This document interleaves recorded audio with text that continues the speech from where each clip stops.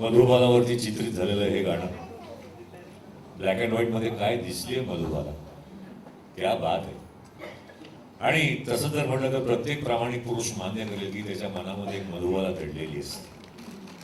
तर ज्याला मधुबाला सुद्धा आवडत नाही त्याला हापूसचा आंबा सुद्धा आवडत नसतो. असं एखादं गीत आपल्याला अंतर्मुख करतं, एखादं गीत आपल्याला विचार करायला लावतं, एखादं गीत प्रकृतीनेच नाचत असतं. म्हणजे काय होतं की आता साधं होणारं जे गीत आहे ते गीत म्हणून चांगलं आहेच, परंतु आपण एखादं नृत्य अनुभवतोय असं आपल्याला वाटायला लागतं. म्हणजे लय चालू असते परंतु लयीच्या फरका लय अशी बदलत जाते, आपण अलगदपणे नृत्याच्या एका स्पेअरमध्ये येतो. असे हे पी सावळाम आणि वसंत प्रभूंचं गीत की जे मी माझ्या बालपणापासून ऐकत आलोय, कारण साधारणपणे 1957-58 सालचं हे गीत आहे. ते आता आपण ऐकूया. रिमझिम पाऊस पडे सारखा यमुनेलाही पूर चढे.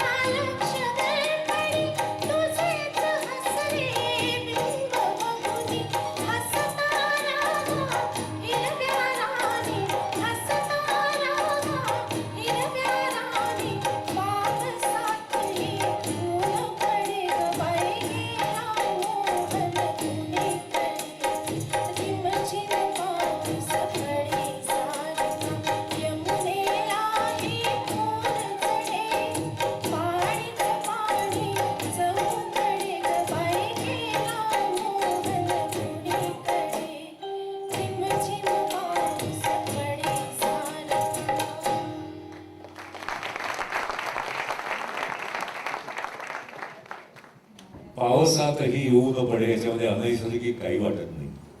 पण हे जर एखाद्या नवकवीने लिहिलं असतं, त्यांनी म्हटलं असतं की पावसाचा किरण नाही आणि उन्हाचा थेंब नाही. हे नवकवी काय वाटेल ते लिहितील. कारण त्याच्यावर त्या आचार्य जर इतके भडकायचे म्हणजे की मागच्या पुढच्या शब्दाचा कसलाही संदर्भ नसेल ती भिकार नवकविता आहे असली मी सुद्धा लिहून टाकली. आणि त्यांनी दाखवली की 5 पैशाला 8 केळी तर फडक्याच्या हौदात पाणी गेली. ते असं मला सुद्धा लिहिता येईल, परंतु असं इतकं सुंदर लिहिता येणं हे फार कठीण आहे. पुढचं गीत आपण ऐकूया.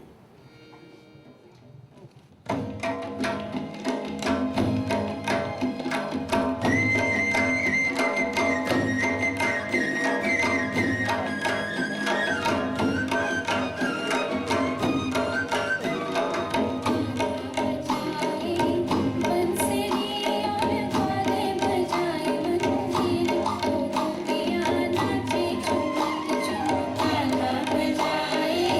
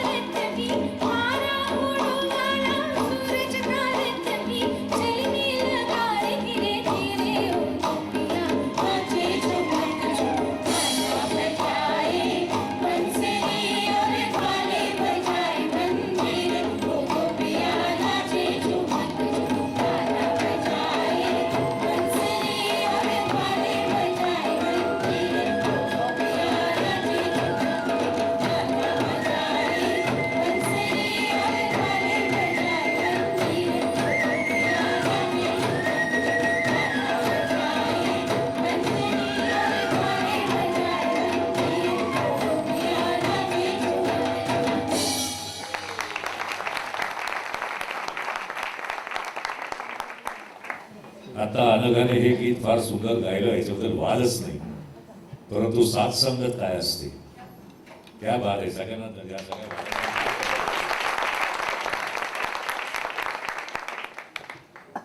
मराठी गीत लेखनाच्या बाबतीत बोलायचं झालं तर एक चमत्कार होऊन गेला, त्याचं नाव गजानन दिगंबर माडगुळकर. अशी एक भावना नाही की त्या माणसाने काही वेळवागणं काही असं लिहिलं असं नाही. सगळं प्रत्येक भावना अत्यंत सुंदर शब्दामध्ये त्या माणसाने व्यक्त केलेली. आणि परकीय कल्पना माडगुळकरांनी इतक्या सुंदररित्या मराठीमध्ये आणलेल्या आहेत की ते नुसती रूपांतर नाही, त्याच्यामध्ये त्यांच्या स्वतःच्या प्रतिभेचा भाग आहे. कारण एक संस्कृत सुभाषित आहे, असंभवम हेम मृगस्य जन्महा तथापि रामो लुलु हे मृगाय.